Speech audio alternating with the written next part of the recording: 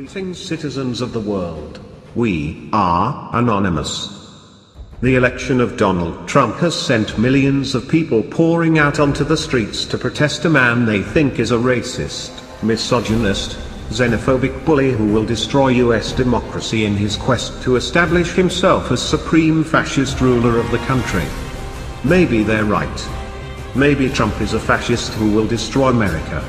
But where were these people when Obama was bombing wedding parties in Kandahar, or training jihadist militants to fight in Syria, or abetting NATO's destructive onslaught on Libya, or plunging Ukraine into fratricidal warfare, or collecting the phone records of innocent Americans, or deporting hundreds of thousands of undocumented workers, or force-feeding prisoners at Gitmo, or providing bombs and aircraft to the Saudis to continue their genocidal war against Yemen? Where were they? They were asleep, weren't they? Because liberals always sleep when their man is in office, particularly if their man is a smooth-talking cosmopolitan snake charmer like Obama, who croons about personal freedom and democracy while unleashing the most unspeakable violence on civilians across the Middle East and Central Asia.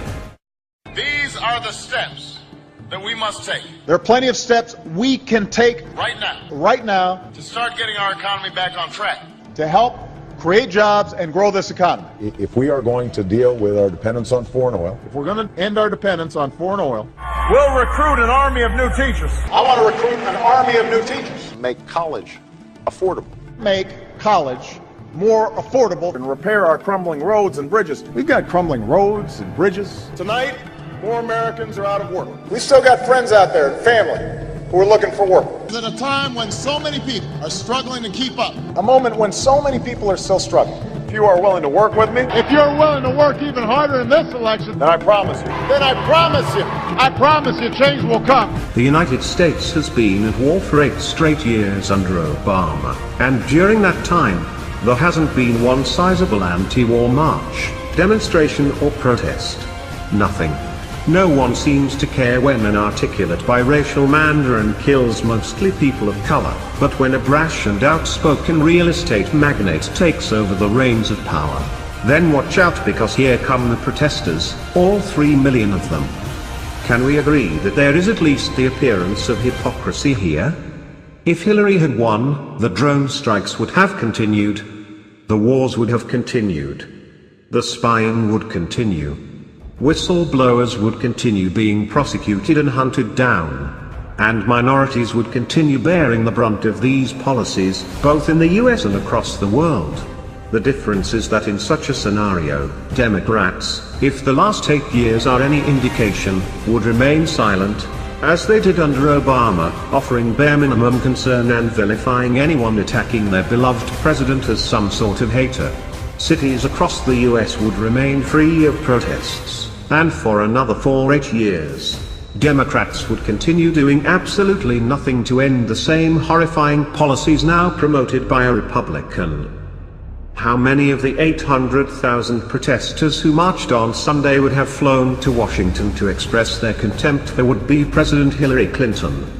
0, I'd wager, and yet it's Hillary who wanted to implement the no-fly zones in Syria that would have put Washington in direct confrontation with Moscow, just like it was Hillary who wanted to teach Putin a thing or two in Ukraine.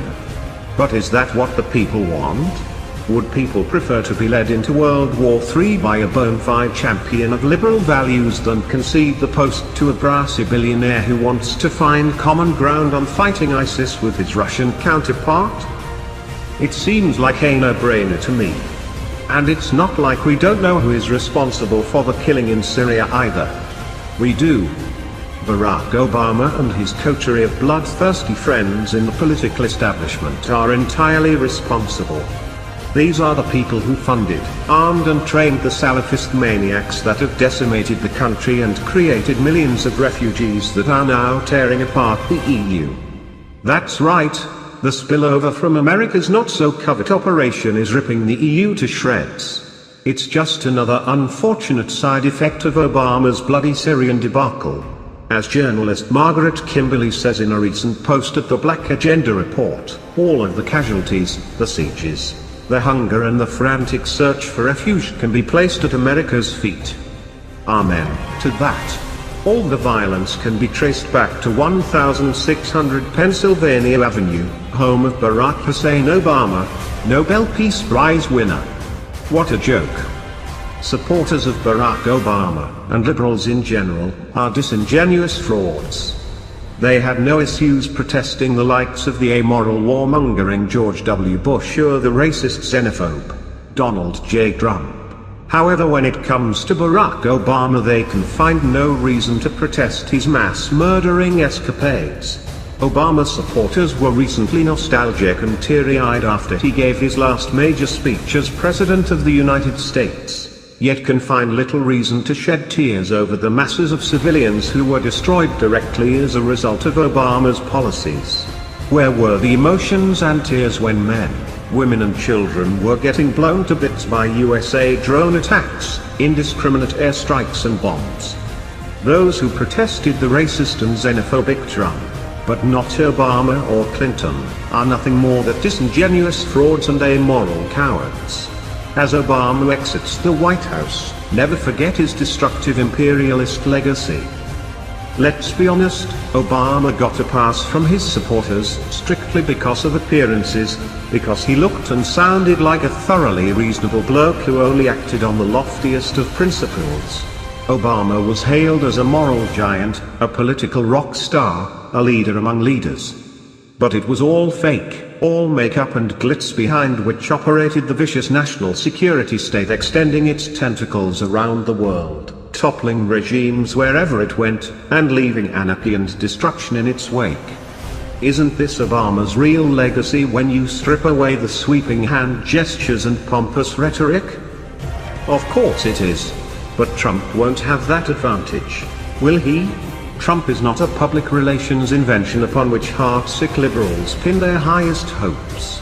Trump is Trump, warts and all, the proverbial bull in the china shop. That's not to say Trump won't be a lousy president. Judging by the Wall Street cutthroats and hard-edged military men he's surrounded himself with, he probably will be. But the American people are no longer asleep, so there's going to be limits to what he can hope to achieve. So the question is, how should one approach the Trump presidency?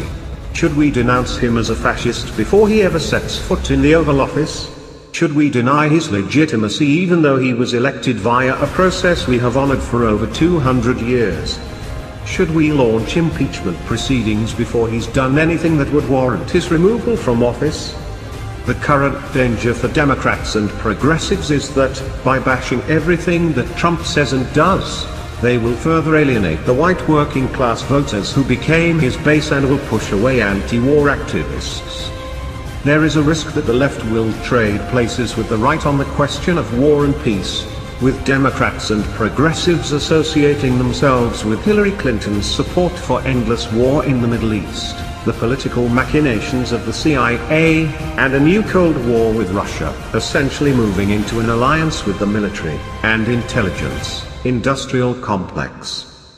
Many populists already view the National Democrats as elitists disdainful of the working class, promoters of harmful free trade deals, and internationalists represented by the billionaires at the glitzy annual confab in Davos, Switzerland. If, in a rush to demonize and impeach President Trump, Democrats and progressives solidify support for wars of choice in the Middle East, a new Cold War with Russia and a Davos-style elitism, they could further alienate many people who might otherwise be their allies. In other words, selectivity in opposing and criticizing Trump, where he rightly deserves it, rather than opportunism in rejecting everything that Trump says might make more sense. A movement built entirely on destroying Trump could drop Democrats and progressives into some politically destructive traps. We are anonymous.